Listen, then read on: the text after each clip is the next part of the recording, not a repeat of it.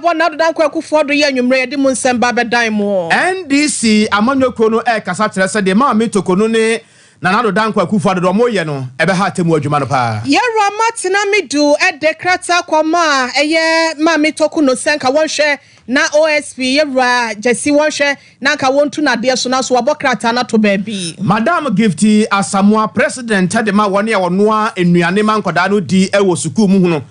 omo di atudwa wasantima mu trese se baomia enna na ado amamu a bra ade e besi ne be ha adwen arahu sem biasi e wo sofo line wa bra brantie bi etina nanom e wonsie de mu nsem e wa ha Closak egusu ya wo atuate ne mu na wokọ mfimfini mantam secondary takrade ne mpotamu a Lossy group of companies wonom aye adie bi achese sombo e mu nsem no ewusia ye ba bebie ni nyina mu e de amamu National Service Scheme mpanifo so ene ka kire se kakra bia betom de na nso no akire nsem kakra ho so mo ka ho asem ye de ade be kire mu e wo for krom eye parliamentary candidate ya wono so e kire mu e de aman pipi amanyoko no wakwakoye adoye bi ya esefata se ebusia ye bona baso Mami Justina Meligold Asan ona ye mfimfini mantam so afo ne nsem trofo edin komo mfimfini mantam ya wo kire se emudua no se be ni ko ho a ebetumi aboa pa Doma Central Kroponimu abai krache penyi ya wono so wo wade afutuo akọ ede ama dehye efakua yo nsem abusuan nsam no edoso anwumre na yasinkunwa no yade bra wo se anwumre no nsia brem kase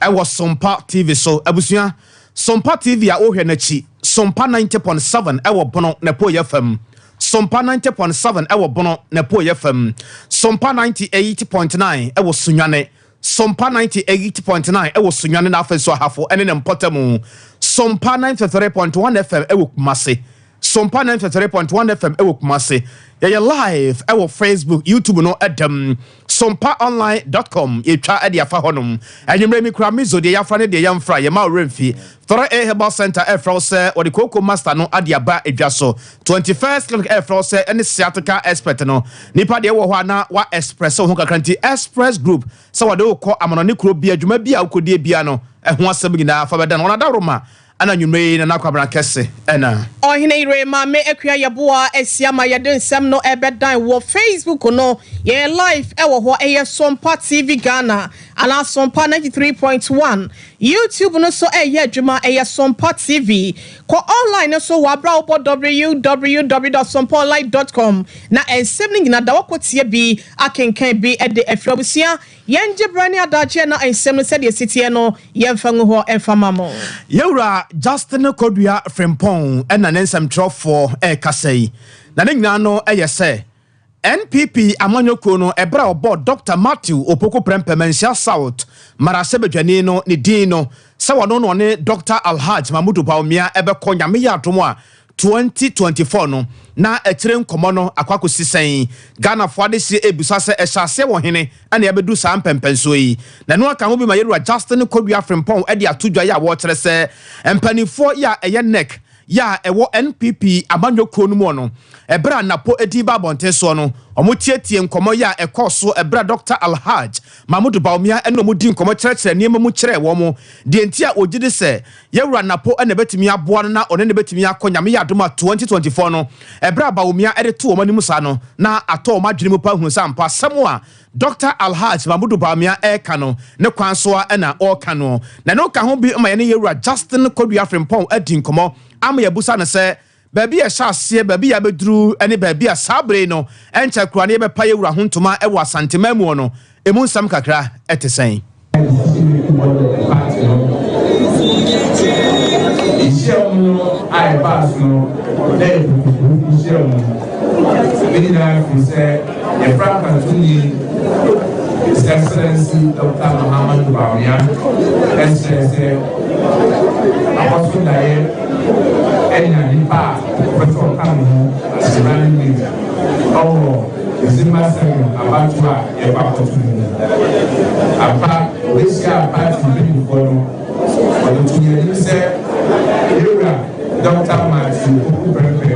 enipa gbogbo na afe na kunu ono National Council among fire obinu say abeji owa ba Eba Kotunu Zimba Seven the Cassandra, party been for yɛso yɛn nyinaa adwene kɔnkɔnkɔn sɛ ɔpanin a wɔyi no ɛyɛ obi a yɛnim no na waso paati no ɛnti yɛso kwa ɛwɔ nipa no a wɔyi no ama yɛ paati no na yɛka yɛn nya dɔkta Matthew Opoku Prempeh yɛba aman nsɛm a abusua dwumadie no asere na yɛ nua bɛma kwadwo baafoɔ ɛwɔ aseɛ kwadwo awurade asomdwe nka wo enka wo sonana me nua abɔ yɛ nkɔmɔ yi so nana bedasi ejebo eje enya babedu nyina ne se MPP osun kokoko Dr. Mahmoud Bawumia abedi etira obobo ne ti don for 2024 election na apoye adebi asinse wie na National Council and National Executive Committee a Dr. Mahmoud Bawumia officially Dr. Matthew Opoku Prempeh ababa betia o so won ni nipo person de no bonus dom amamoko afi 2024 December 7 na obae no de betia na party 24 National Council and National Executive Committee omunyina akobaku agina tumse onfano enka no no mo kwaji tumi enfa ma osokoko na wo mo esefata o party na ADP ready na say including wo mo no mo ne Dr. Matthew Opoku Prempeh every that year dibre no obi ti say ma be free more pare ADP mo ho so na Canadian Japan no flag bearer also the PM chairman Kuku na say Henry Kwabena Kuku be PM ho so na my former majority leader or city minister will so ABP more on more. Omuvi no that 24 na ko na so e ko man mo any your woman trim kwase e di edumunyam siwi ahye no a oba ba Dr. Mahmoud Bawumia ti do mama makwakwati tumi na fi December 2024 nti who say na dey Dr. Matthew Opoku Prempeh officially no party no agina tumse onu never go Alhaji Dr. Mahmoud Bawumia e ti do mama makwakwati tumi nyame aduma e pena dey di Asante Mantemo, Kumasi Baba Yara Sports Center. A bonum you do pepepepa, and call a Baba Dr. Matthew Opoku Prempeh, I want to ma, oh, say crew. And in say MPP call me at the say, Ashanti region almost struggle. In Tiafi, almost percent, almost vote, Amunya Ashanti region, a cost for you be brave. And until we hear, so we running free Asante Mantemo. So they pay almost at the panel home so may Asante Mantemo. No one Asante Mantemo nyina enya tie ene akoma pare ama osukoko ne se ampa MPP omodia omoto so ye MPP tere be ya 2024 election o metie nya vote bebre ama metie break 8 no na NDC for vote omunya wa Asante ready no akomenya kwampa na komoto abana na NDC kwa nya vote akokra wa Asante ready kan se Asante ready vote no ene betie ama break 8 no enti we ene koma MPP for edija ya bia akoso kama Kwadwo ene ebra wo hu na bo anim na nanimo tesen ebra ye bo ne din na ya be duru sam pempe so yi na nanimo tesen cha o she Dr. Matthew Opoku Prempeh meke se ebra wo bo ni dia na se no ba no na ai te se akwara bia ne papa ye japade na obidia ofi na ya toka ba no na oni na yo kofo na yo kofo any card no kwa o ka na yon ko follow so no ma ba betina le karo no ma ko akwa kutinga na so mo ko montene so no ta pepepe ne ko na itima ne de na hu se bibia ko su bia no hu se ade we di ampa me na se fata me ne dia ma do no na timu dem kwa na ko so e we ni pedi kwadwo ma na wase nsam yemi se nyame ya adomo a efiri sabe ya kosi branda so no de boboabo no bia no e de ma ye da se no be ma kwadwo baafo no yete ne nka e de free enkramanta no emu awusia ya boramo e wo Chief Justice ma me get to talk no no so ne die mo na wakanfo enipa num bi sen campaignfo nsom na won hwenye won mentum se be ya court batan ye wo e wo my Ghana ha se no Supreme Court no wo betimi age wo matoma mo akodi dwuma e wo ho asem we se ye beto odwa no NDC amanyoko no one no koyi another dan kwakufu adudu o manim no wo ye e wo Supreme Court wo eno enam so trefo panyin ye de NDC amanyoko no ye rafi fiave kwete one insentrefo edinhyiamu enne day ama ensem no said there was sika no say ene ye twin bi baye. We are concerned about a worrying pattern which irresistibly suggests that the president is appointing only loyalists of his party to these courts to have control of the judiciary and escape post-regime accountability. It is also very clear that the president is packing the courts ahead of the impending presidential and parliamentary elections with judges who are sympathetic to his party. Such deliberate politicization and bastardization of independent institutions of states, including the judiciary, will negatively impact the peace and stability of our country. It is trite knowledge that without a fair and impartial judiciary, democracy and constitutionalism will suffer. That is why this must be an issue of huge national concern, as it adds to the many other issues that already pose big threats to the peace and stability of our democracy. Ebusia nipa yete nenken wa ye trefo panyin edema NDC chirebata manyoko no ye rafifi kwete ena watches sande ma wese nyina no ebetimi edinsunsa so bone abre ye kabamenka biamamo no na entimi mua ematemu adwumadie no so no enyina contact te sadia amamra no ahyehye ne nte no eyese omamu ni nyina ye sore na sande ma wese kasetia na nadodanko akufu ado jai sande ma etimi aboa abomeka bimamenka biamamo no etimi atumpon wamana nso ho wasato aso ya wo kyerɛ sɛ nsamanfo awu nyina ekɔ nyina no sabre omusu amnem etese ade no a ekoso no ehadwen Ghana mampani ne nado dankwa ekufuado ene maame tokuno ekwan ne omafa so omaka bomu a democracy na omudi twitwiri fo sa no omunhwe bibi ye pa na de onyame atro no nsoso no na awakero ewura fififia verse court assembly o on our democracy, a betrayal of public trusts, and a direct threat to the integrity of our judicial system. Imagine the dire consequences of this reckless action. This government stops at nothing and is determined to create a judiciary that is no longer a check on executive power, but a mere extension of it. This is not the Ghana our forefathers fought for.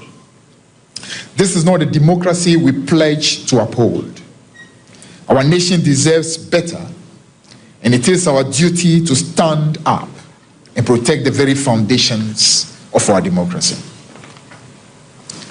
Despite the huge number of judges appointed by President Akufo-Addo to the Superior Court and the lower courts, and the 15 judges that he has already appointed to the Supreme Court in particular,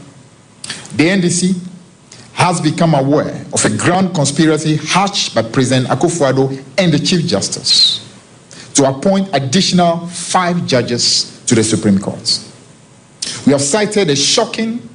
and deeply disturbing letter from Chief Justice Gertrude Tokono to President Akufo-Addo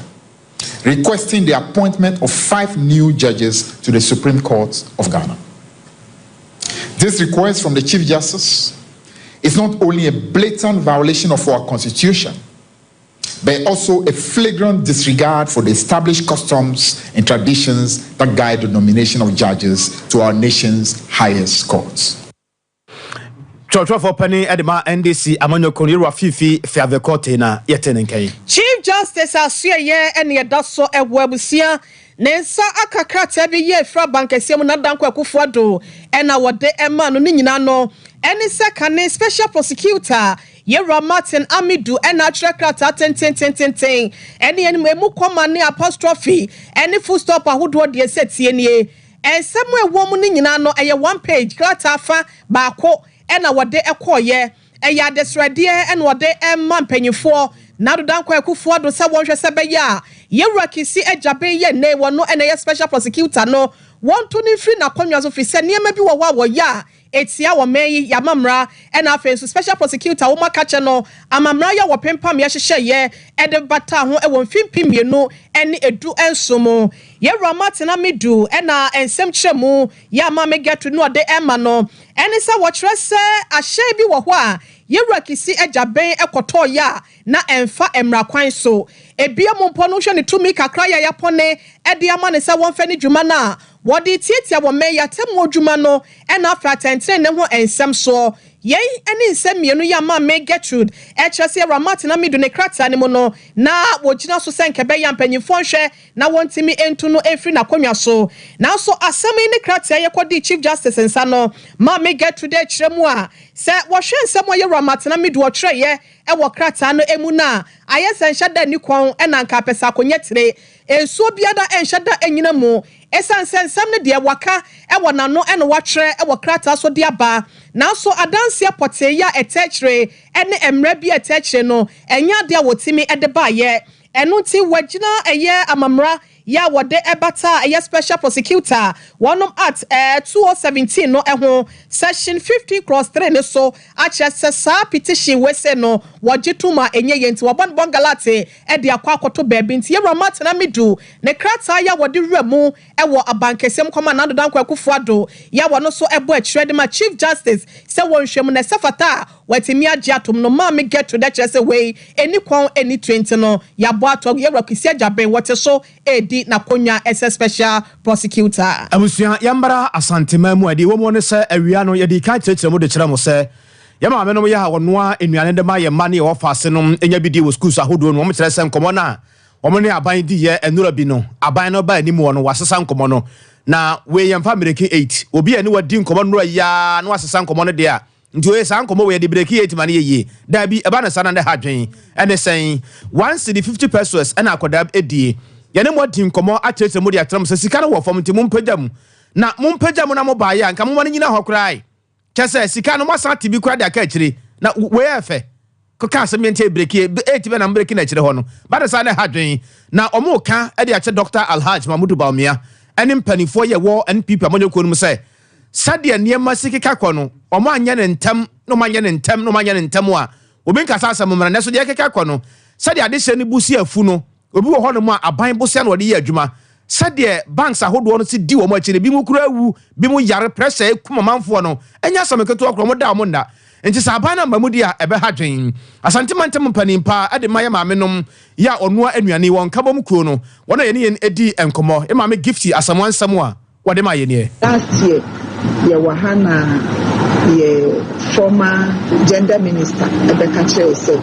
government approval for 150 pesos ama school feeding kitchens wa bra na ye demand for 3 say ye de say ye di 3 cedis na say aban ahu ye mobo no achemu yinu amaya ya so musa omo chire mu say omo de 150 pesos ni payment ni be start every first term afede ye kotua ye ka Omama 120 pesos as at tax. Nti me say me the media no 5 pesos 15 pesos me kra ba enye me the 97 pesos na da de ne ba e me ye e ma ni sum ma ne kem yan so ya tena se adwene ho say ye pese ye san so break 8 e ma na be kwa bonti akwakoye campaign ama NPP break 8 no e ma ne na e twa adwene obi won mo kwa kwaji sika ne sika ya chemu mienu obi won ma ya chemu miensa ya ma ne ba ko chese ahomete e ma na gigi loan every last year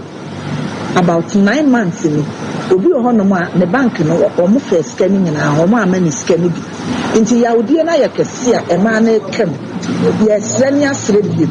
ye die nim say ya ban na approve 150 pesos secretariat adekubu esi hono mo a Omama ya 120 pesos asate taxa ebi mo de o musika kora amma e wo se bani mu ani mu ye fi se first time payment no 10 na 10 kesa se ka abada da kasa abri we na first time aba na ka second time de na aba nti omama first time de na delay ana ama second term dia be county ama wo mo na wo twe mo fa yesika na meka ye ho mo de banso a 150 pesos ne plus ye 35 pesos aka o mo fa ya de nyina fanka ho famle ye because enya saa ye de ye inside bibia ye de ni senka ye do NPP party dan so tika ye moja se me de kan aka e be ba betwa me kan ye me de bi si oka e be ba betwa se me de me ready aye adwuma de se me saka me sika na me de tua saa nye me nya saa de a ene oba bie ni ho no mo a obenu aduane wo Ghana yakuya ni mo nsamfo from abusia ye remo e wasante mantem propo kumasemo so for line potamo ene yakwa akodu na asemo amebeka ko Facebook Sompa TV Ghana ana Sompa 93.1 anaasɛ YouTube Sompa TV ne kwahwa rewusem yi bi na enkra no ekyeremu a owura bi ya wono eye mesin wo ya brechani wo sisi dan ena edan bi a wo si abansoro anaasɛ abrosan ya etoa so enum ye no ewo sofo line ho no waje ne kwantoaje ya wone ne nkwada eye adwuma na enne anope yada no nkronpa mu ho ena ekɔ ne nondu so ne nondu mpa mu kakra ho no ena enkra efiri ho eba ye kyerɛ sa homache anasa no patotutu ya wone ne nkra ne ba ye ya wo hye won dwumadie ase no ye wrai ya wono eye panyin fro kwa brosan tententen de atwato no kra ena kyerɛ wo ye adwuma wobi enhu jame obi anti somimu anase boye hu ya ne se wo free so ba ayo gate bi ye no ewo dan na chi ho ye wrai etibe boss so kankran na kyerɛ oda ho ne hwini mu hyada mfiri moja hyada mfiri ne ho ba aboafo ye wo ho esonimu ede ne wura mu ewo ayasabia wokodru hwada na doctorfo kyerɛ watina nanom ewo ensie do wono mu a wode wani kwatware si ya wohwene santamo ehu sede na ensem no esi kono wone Sompa kase atwetwe nkomo ama ensem no sei ene wode boye sɛ hɔ so yɛ kwan yɛ dawene ɔfa deɛ tiɛ ne sɛ anɔpɛ yɛ adwuma ɛyɛ fitafoɔ ɛm sɛ ha fitafoɔ nkwan na wɔ ana seesei wɔ mo abɛgye ha na asase no ɔmɔ tonton a ɛde asi bank ne hospital na anɔpɛ yɛ wɔ hɔ a ne yɛ maame bi tɔn aduane gɛle ɛhu so wɔ teatem tiɛ deɛ ha deɛ wɔte ntiatia mu ɛde asɛ kaa ate firi bayɛ ne bɛɛ na sɛ scarf bi ɔmɔ abɔ a ɔmɔ plasta daa bi wɔ so fulai ha ɛm sɛ progress commercial bank Ghana commercial bank abrosan bi omu si ne foforo wɔ kyiri enum na abrante bi a tin sɛ third floor ofiri soro abɛhwe fam ne yɛ ne tentem ayɛ fitafo na ɛwa na even mo yɛ adwuma no kora obi a nte sɛ obi firi dan no so abɛhwe fam ɛkyɛ fitafo na ɛwa ha na ne tam de ne kɔ hyɛ kem ɛdiri duru ha kyɛ sɛ meet du kura ni ana mo ka kyerɛ sɛ bayi nyame dia wɔ firi 10 bɛyɛ around 10 tam de mfa ma hwɛ ba bɛɛ 10 free 10 mu kwa no papa mo krom bɛ no munya start ne adwuma for ye na adwene safe no de all fro scarf na ofa wo hwɛ scarf bi bi ɛwɔ na hwɛ homa so bobo mu a sɛbe enyina ye nim ni bije bi afa dan ho de ba hwɛ scarf no nan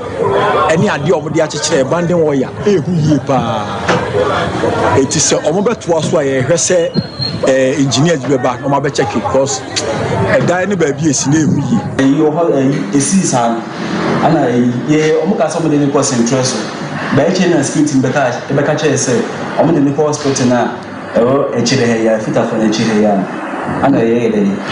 let's yeah I need to check with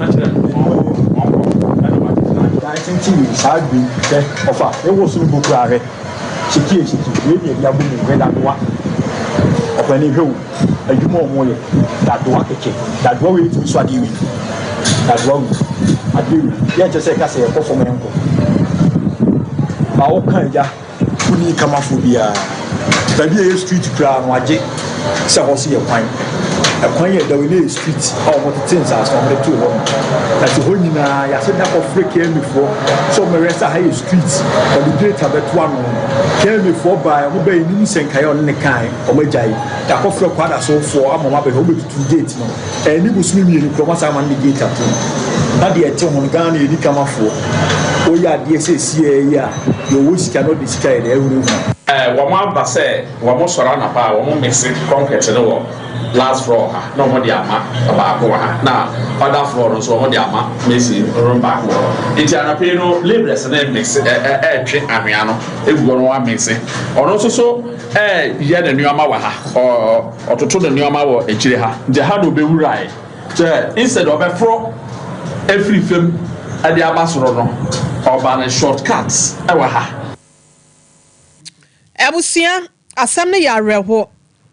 yewra amaru ene weye mechanic wo sofo line ena woni security guards fo bi ne commercial bank adwumayefo bi GR fo adwumayefo bi ya wonom ebe bi areho semisi ye no ena woto enkrai emu nkyiremu ede ema na ebusia ko Facebook ko hwedan no mesre EP empanyefo se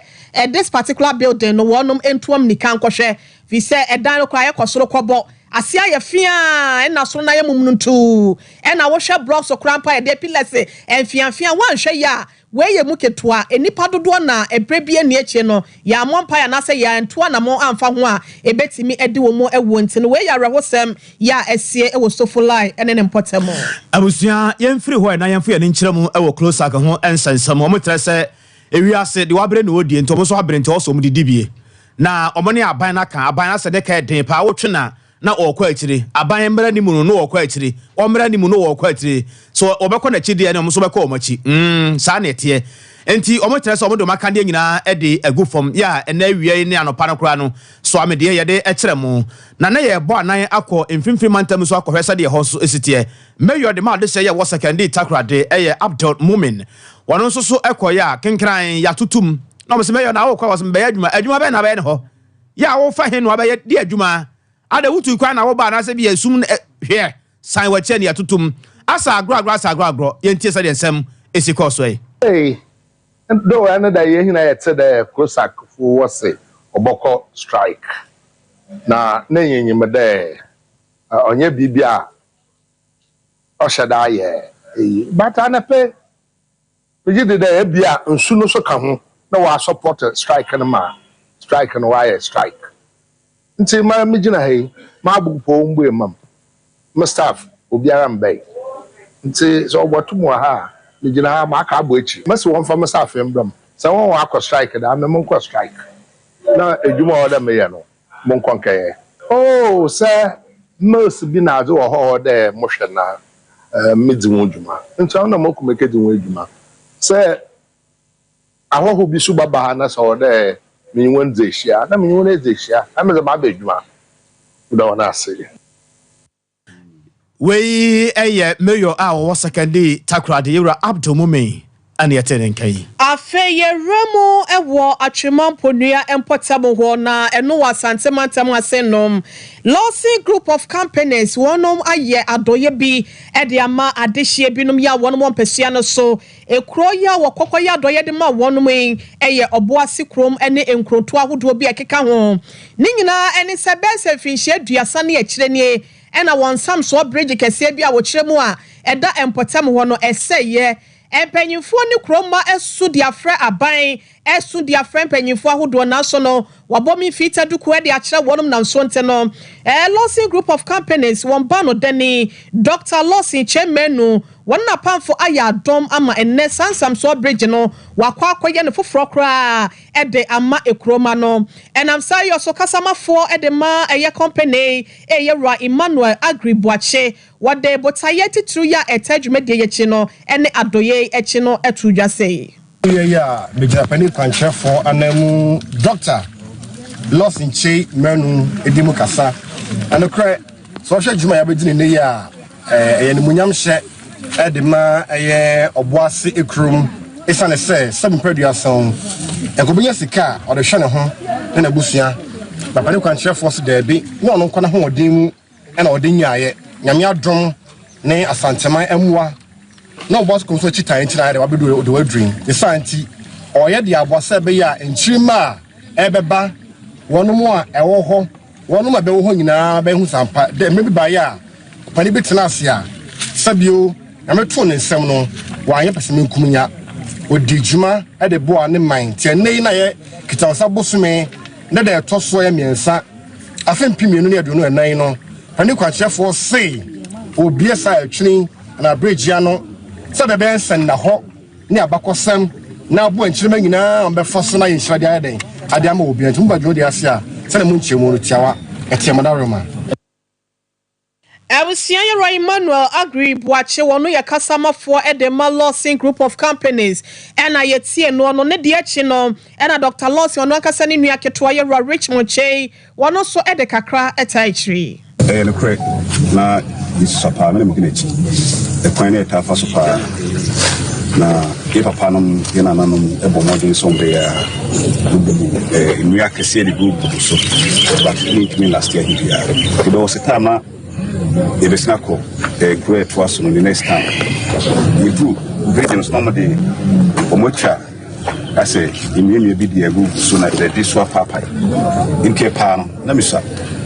and to be free bicycles be thoughtful. Now, lucky to be honest, then we enter to pick him up. Intimate kiss where Conan or Catching say, Richie or family Richie. Sa bridge way is in Nina May. Any bridge is a Kahuna. I check your refugee, you know. The baby drew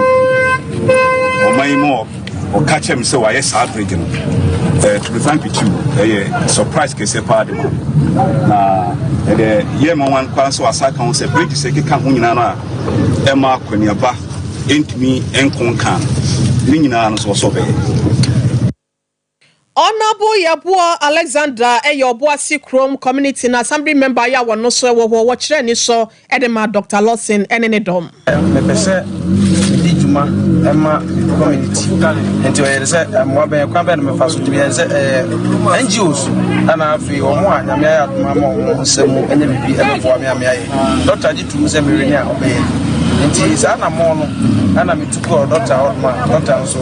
Baroma. What me I am one bridge, what me I am on Quasim. Yamidasi, or your Boasi Kuma, where map Munanka over Boasi Kuma and can yet acquire in our faso. They quite back at that go and quanta DPM or Boasi Kuma. They say in Ria and an anonymous at the year bridge in Tina Bogum. Yakasa as Aquino a sea. So be fast Aquanos were and Yadia would me ever Boasi Kuma. Nina I am an Iswadimu. Say Yamea Tomana far or not was a movie so named Jews. Umberboa aye. Afe so we school ye kodi hu djuma ana be be di djuma school dan wo no ma mekumu primary nanso bisi sabri enya de a ye complete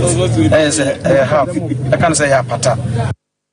Honorable Yabua dear echi ena kroma for no so se by 4 bar and ni enso ade ntino ade Dr. Lawson ene ne mpanyin fo aye wonom ese ayeye sei Yeah, but it's me fat my yes,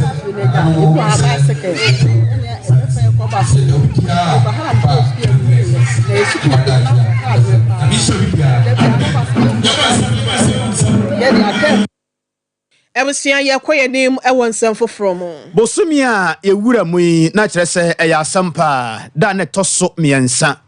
ana National Service Scheme omoye se dabi omontenka bi mu atiakam ntentenka mu de eba ani mu aya na hia pa eno kura se na beba na wadi wo Bosumia akate na wie nti ntenka mu behye mu a na atimi akova e de ama aban no de meba montwen akakra metekam mesifo a meye mu mama mo de saa ene se ya wie kan nti oboye madwen se omete atua na no ena de ate kire se aban no jasika kakra mu e de ama wo mu se omonye na omfa na da wo mu kire se sika na omo hwehwe no nyene nyina na aban agemu e de ama wo mu na president man National Service personnel yewura Gideon Osei ne nsam a wode ma yene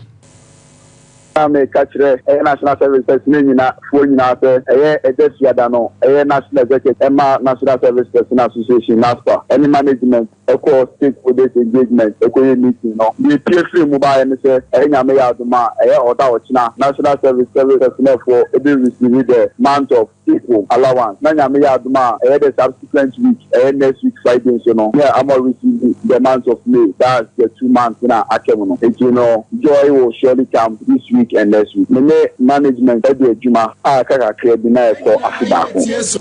the position no 1 year ntiaka bosumi bi na me buy me 1 year me baba to next election any new president aba the management ayejuma you know minimum say me amashebo any bra amudiso ena yan sase so amabontin street amateur community no say isikaneba you know meeting come countless occasions and so who say this is the final decision and the babontin the kasai yenkoye limoi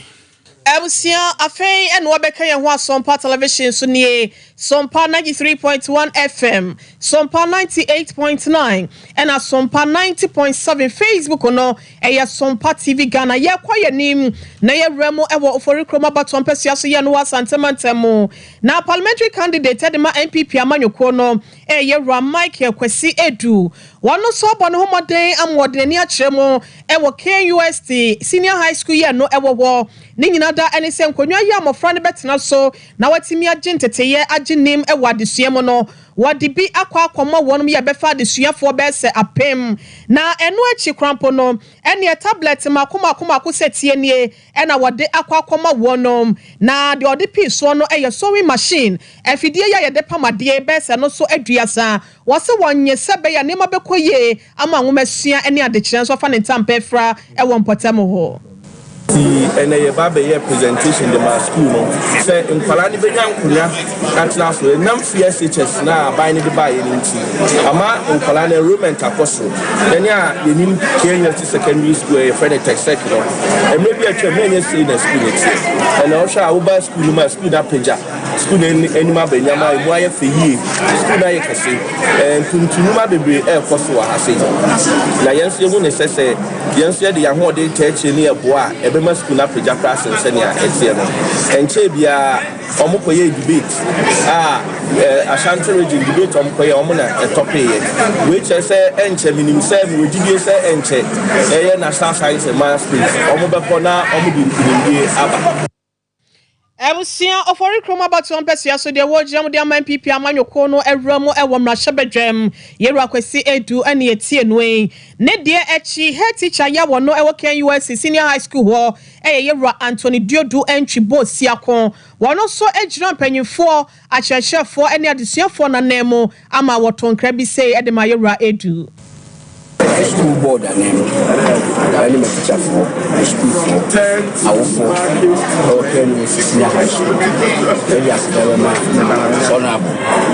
and so say, ne, to medias, our first BD, so you can win him. Obama change. Need deep my disadie e man na ebi a me de betu na nim so no oye nhye edi kan obaye me ka kire sen kane ni school ha oboa me street lights ti me school ha do ha na joa pink rather for my bit mafa e na ona boa o be boa decided to the new home science department in here machines and also buy and obe my check pieces toso no me say man it say e say aban e ne de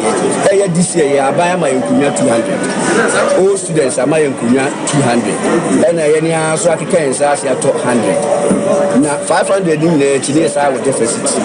it decided to and no man nya na tie say what be bebrem and ni adeferfa mungu say Ebusia head teacher ya Ken US senior high school otua no Anthony Diodu entry board siakon ne de echi no na asuafo ya wono so suku mu ho wotimoni yo enyom edema yewra edu na school no for many in kunya students dey bring out for say we need to engineer the class na say nya en community na man say the minister no dey kunya be brain any sewing machine science we ma post for the command na ya ko clothing lab we ma post for the brain na sewing machine also be mu dia so access and say minister no dey sewing machine set every school no didn't connect to my address students now but students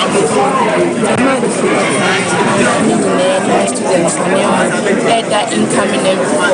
from us when you power they are brain and then I see be brain so they tablets they are brain modernize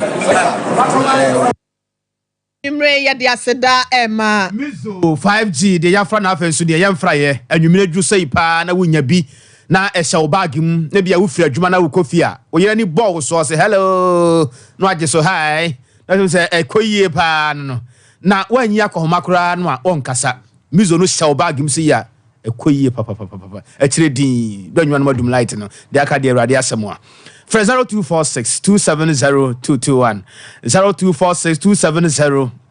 221 sama kan die na fere eheba center ba yi omo ana omo complain say mikotodwe maposo machiri bremu na sei ni se ni nyina twam efisa fere eheba center ba ye no mema yesisi no anya hoden nti ye kwa animu na ye kwa animu nya fe na traffic light bia be so bia me agina kwa mu ni etwa fam akoye ba bi ye pentam ye ni adaje etire nso wasade bam no so aba na wasade ne ointment no so aba nti tire eheba center ba ye no ene ye kwa ye mu apa obi bia bi wom eni kasam ne se opese wunya dodo na di udwuma nti Mr. Heba call that Danny Heba and watch up dank. The moment Shannon son. Yadiana Sisiade and Asabia Coco and I am Tim and Tina one more and foul yam. One more and tisa koko nduro nkae ne bia woni mu no ye de ne de eye gentle pa nyame ya do na kwa adwuma ba no be download niam boko e de gu WC nim 0546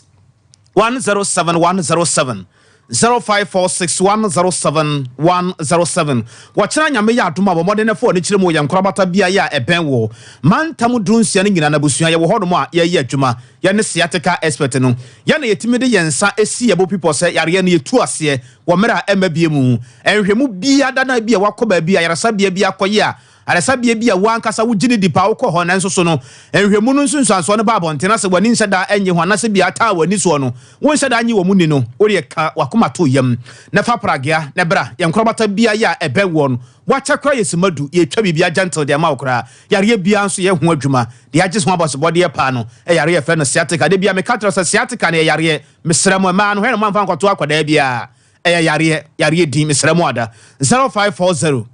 311 0540 nipa de wo ho no mu a no twade ampo nyankopon ye wadom na epae ma wano wasom se akwantuo ekwan epae de ma wa na wasom nyame ye wadom na bia wo vacation bia agya eno ano no wo kwa ye adwuma nso a eno ano no wo to wadesua so a ye express group na de wo ko express group se nipa de wo ho no mu a ya express ho kakra nti wo so sa da ye no a wo de asobo fam kopem se wutu akota bro che ne ho nsam ne ho pempra de bia da akwantuo ho asem nyina da no ye express group na de wo mu nie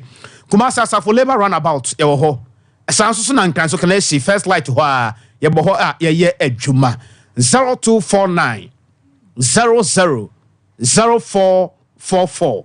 ana 0552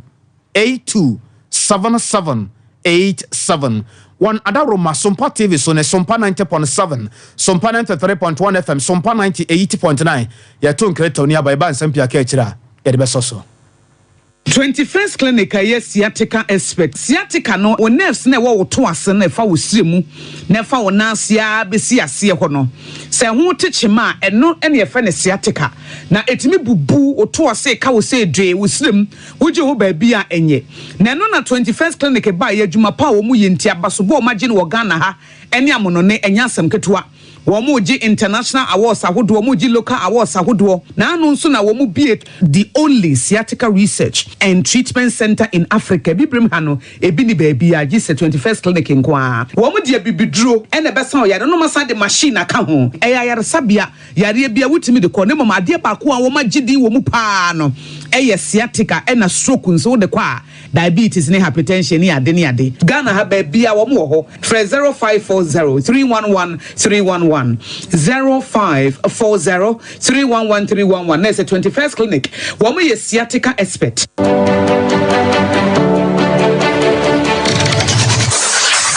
Introducing Mixer 5G Sparkling Drink, a whole new refreshment in a can. Mixer 5G is a tasty non-alcoholic drink. It is a perfect companion for all your events, including parties, weddings, and funerals. It is made with green tea, ginseng, guarana, grapes, and grapefruit. Get refreshed with Mixer 5G Sparkling Drink. For bulk purchases, contact 0246 270 221. This advert is FDA approved. Brakasa ye duabon waso a ne dwumedi wo nipadua biara pomden ene na brabo mu ne hienye pa enye brakasa nko nuaban ne nhaban bi te se ko nsusu a abonwono ne dia akeka ho no kura enwanunu ahodo a ekọ animu yi ankasa brakasa ne sa nuaban bi nom ne akeka bobudi afa abefo kwan so a ye de aye brakasa powder brakasa powder siesi nipadua na baako ahodo no ho ban afri mpani yade ne yade ahodo pi ho fa enkodate de ma baako freduane anopa ne anwumre anafa enkodate de ma baako woni nsuhie yeti anopa ne anwumre wobra wodidi awie ubenya brakasa powder to Kingswalk Herbal ne Heroes Herbal Accra Okesi Drug Lane Dani Herbal Kumase Mensa Takrade Mose Pharmacy ne Greenlight Pharmacy Sunwane Cash and Carry Supermarket Asantoa Herbal ne Bibidro Depot Techiman Sewa Herbal Mampong etufo mfre 0550 19 1514 brakasa powder aduane san yedro FD ahwehwe sankratu mu agiatum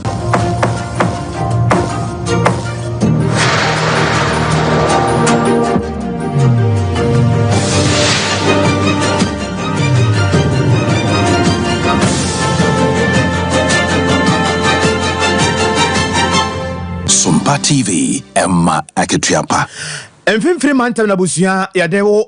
de wo mu ene se ya maame Justin Amerigo son wana ye mfimfiri mantem no esoafo na ebra na mfimfiri mantem regional coordinating council no nhyiamudie ya edikan maame no kopie mu ewase ena ode nsampi atudwa na ode to metropolitan municipal affairs district chief executive animu se obi anfa ne hunyim kwadwuma de sabi wo ya sabi kwadwuma de eya adwuma wo ya obi anyi wadi se abanya adwuma na se bi obi adwuma 1 was mayi wadi na ofa house mayi wadi ofa house mayi wadi kwadwuma de wa na opon ho ebere a wo pe na wo kwa adwuma wo pe nso anu wada obi ani woni asem bia nti obi anfa ne ho nhyem na emudua eyade a omde style bi eba mpotem ho no mu a ebetima hwa aboa na emudua no omatima ne bebere nti obi anfa ne ho nyim sa wo ho gyim na nkola no nso ade akire Mantana ye wo mu no mama ya ni mre kua ye no so kua no fa so economy of our region, just as the rest of the country, is predominantly agro-based. The need therefore to revamp agriculture towards ensuring the production of raw materials, food security and job creation is a prerequisite under the Koika Rice Value Chain Improvement Project and the Ascend Propon Rice Processing Plant. The much talked about central rights is going to be launched. Thankfully, everything is set up, packaging and all. And we ask that you patronize it. It is not just for the shelves. It is for us to eat and enjoy it. Thankfully, we are commissioned. Yema me Justin Amerigo son mfimfiri mantam soafo echi opania wono hwe apomode ho nsem ewo empotam honum Irwa William Freeman Goku ne nsam ha ono so de ma ye ne. It's sad to know that, like my minister said, calls from all angles were directed towards the minister, which I felt unfair. So at the point in time, has to call me, go around all these places and draw the attention of CCMA to handle the situation, which I felt very bad about it. And so a committee have been put in place. My chief director has also tasked us to form that committee and ensure that a cleanup campaign is organized frequently to get rid of those points that are heaped with refuse. William Freeman Goku ena yatene nkan na ne kwakwa mukwa no panipa ya wono nso so efri yisi jadwumako no baye na obegira mu ekasa ede ma manager ya wono ewo empotem hono so de nsam kakra eto omanim ekiretire mu sade enyinam nkane na hootene ene sade mu nsam so sitie ewo empotem honom. We want every customer to feel comfortable. But the challenge we have as a company is what we call field meters that people add into the system. It's costing us a lot because it's difficult to account for set meters. Once I've had the previous, I will plead with the Honorable Minister, the municipal metro and electricity that if you want to meter, you should have that what we call separate meter. The meters will come from the ministry through ECG and we will read them to the ECG.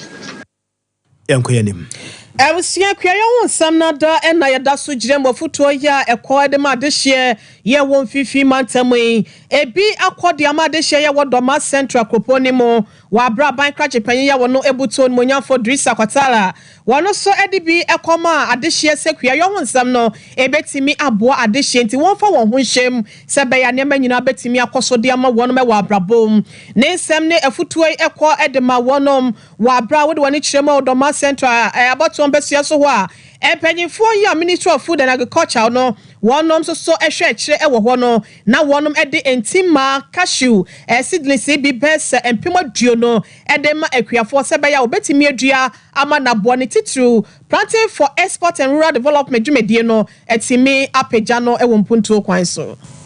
Then tomatoes, what to me tomatoes, what adaka bakwa say, what to me moko, what to me adaka bakwa say, what we cabbage, what we lettuce. The catch almost say, Kuyano, Faso was so, Mumma Munanimtia, ya SSS, ya to the say, Elsa Banama Jumaye, Sunday Banajuman and Mayano, Menshani Musay was Sasia, I will say a Koji, Kuyano, yan to me Antona Saram, at the Chemish officer, the Cotel Ramo, I am a portrait, it's as a Honamia Bibi Eddie, a mouth for Afri, Tachimantia, about me portrait, winning, a mouth for Abe tomatoes, but Tachiman. moment ya na koy tomatoes abeti wo ho beti adaka ba ko abɛhyɛ ase na ɛbɛsɛ 7,000 na nam sɛ abantir ne bɔ na kɔfam kakra so sika ɛwɔ wuram hɔ ofiri anibikom ɛkɔ abigya mrantia ne mabawa ba hyɛ volunteer boot abɛkɔ afuom ya hade ne ehu ya Onimonya for Idrissa Watra ensem echi ena doma Central Kropono penyi kwankyerefo ya wono so akua yo ho nsem so Erasi Syria adoma yeboa wono so de kakra episo head ni planting for export and rural development na nidua no so enye for yen nidie wo ha say ye de bekwa amono ne ama aban aton na wanya foreign exchange e de aba nti ne titro ndi san say ye dua no eboa ama ewiemu ensakaye no eboa na asan di sika aba ye botom nti ne krokro mu no wona wonsa eka kashunti mayi bi enso eda wani so edi e de champanyfo ade e kama pa se wa maye sa kashu se e konkodua aminchira no aya ade pa bete ye pa ye tokra ka bia yentimi nto de wode o maye ne se ye konkodua nti asedane ye de o man abanya ya ade ye wo 21st century we ase ne dane e dane sa na ehia se ye so ye dane ye ho ade etimu gina hyew na no pa ye ka ye kashu sa mre ya basa aban de ho ahyem se ye nye kashu to obi ade ho hyem se ne ye nyina ye gibia kodue ya akane ya wo no ho na ebeboa ama abusua de wo mu ne say da so ginamu e wodoma ene no empotamu na University of Ghana Business School ena omoye se da bi ebra so sa wo se woni a wo ye ntakrabo e wodoma ene ne empotamu no wokọ na wode wonyansa ene wonsuahu ene wonadwen ekọboa de hye ya wo ye ntakrabo e wo empotam ho na okoye a woma ne nyina no eye se wo a wonim doma ene ne empotam ye kan kosua ho asempa de ntam ho de omo ye ntakrabo ho adwuma pa ewo empotam tinkosua de wo kompotam ho a ebi wo ho pa na omo kire se bra so wo so mo daadan omo ho se be ya ebere ekọ nanimo no ebere enko emfa enya wo mo akokọ no nye bere bia na woto ebere bi wo ho no mo awonto wo gina home kakra na no no omo kire se be ya kosua no ope bi e de aye wadwuma bi a wometimi ada da mu ye na timi agu ho achente mo ye no powder form se be ya unya bi gu tontura bi mu ni ade a ebere bi na se bia wunya wanwa kakra bi ne bia paso ochi kosua no a enko ye se bia wo koto kosua no wo kwanche ba bi na wo de sekan abebo na pampam apai kosua no wo kofa wo powder no a keka kan ye mabo mu na ye kosua no pepepe na mpanifo ya Free University of Ghana and also University Ghana Business School eba ye no abusua de wo mu ne se opani on nsem no man central for Dr. George Champon wono oyobia wo ye hwehwemu pa edema Ghana Business School ne nsem a ebena central for di na chi yebusa no de ma ye nie enuze doma de Ghana koshia na eye adwuma a wodie dry or egg powder se koshia no be say de ye be egg powder ibetimi ayede ache nti eno ye be ye wa ha na last year no be ye training be che nkrofo se de esitie ti eno ho adwuma na be che nti on se we training ya na ye twa so ba ye adwuma se se wo no upuna no atwa nti prep nti ye ba ye se ya che won titi ene de so hia kade nti wo hia kade o hia kade ne ya agwinse ne ye be bo mo certified products almost certified ya the next stage ni say ye be bo mo amoma nya atofo omunya atofo ni wia no so se pay investors a ombe bo mo nya mo machine enu achie nua ne mu a wonya adwumade mu chefa so nsam kakra wode man sam telefone Mahase, ye produce Koshuapa. The Dubabi na Doma acquire more than 6 million bets. But as time goes on, who say number of bets I saw echo from. The reason was that at a point a producer ya na Koshuano enko to the sense na to be crab. It means wo na essay. Ti amu timupono, amu wa yema who say Koshuano, bait me the powder, bait me siho na ache. So that all produce Koshuawa boka, produce Koshuana no, enko base, o kotuagu aboka. And Yemye kasiebone. Ebusian ye kwa wie kasiebono ewo eyempumpuni mantemu enkra na mitre na MPP amanyoko fa ye wo madina abato ampesia so ompotamo no wonom apeje sika twitwi di 1.6 million Ghana cedis e de akwa ye 23 seater ultra modern toilet facility e de ama de hye yomo kweman ene panta sebe ya hundidi ho nsem no ebetimi SCP na esita na nititru wonom a wogija wanan egugu miamia basa ne nyina no watimi yejai ama mantamo wonso no ahotie etimi aba ho na wodwani ekyeremu ewo madina kane titiani edema MPP amanyoko no wompotamo ye nei Greater Accra wono NSK Vice Chair edema amanyoko no yewura Eric Nate yebo adodo na efrene chama dollar wone mpanyimfo twetwe nkomo eman central fonso say enwo to de maye ye bebie ye modern toilet facility we ano de bia no ye ka say politicians say mo shabo mo de so ba MPP de shabo ide so ebra me ye chairman ana e ba no mo de tie nim say o mo hia facility we na so na mo ka no mpo na ko mo say o ye be 3-seater bi kwa mo amoni beje but e ko be mo no ya ye 23-seater toilet ana ya sa to work kakaka compound no aye ultra modern facility a e kwala be tia ball e dia grow aye programs ka wa ha yes I VIP service because of you so penny di bahana oposo ye no hu yi a e ho no ye lock in fully at efie mu because nya obi a na betimi akọ bibi obi akọsa and yes I be so for disable omo a omo ni ye information nyama ye won omo ni nyina sa enye omo fault e say ye mra na ye nema bi a ye twi omo so na e fa ye e bia mo and yes I ye the ohwe so no yes I 1-bedroom self-contained mano Eho de do be kwa kwatena so no be enjoy pa na empotamofo nso etimi enjoy na empotamofo etre se oh enigye e na hye wonom akomemu ema efa nsempa yi ho na de chama ye ma e pa e ye me fi ha toilet ni na toilet pia di toilet ni ade chama e ye ma e da okay ye me si ma na e ko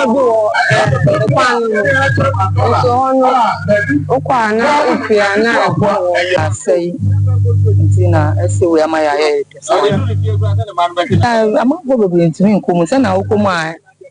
bono nti amafo bebe ntimi nkomu nti bush na mukoba mu ye we no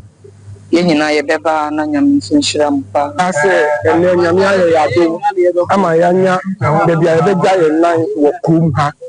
nka titi no na ebi wo ha dada ba omo timi hwese yi nti it's like I say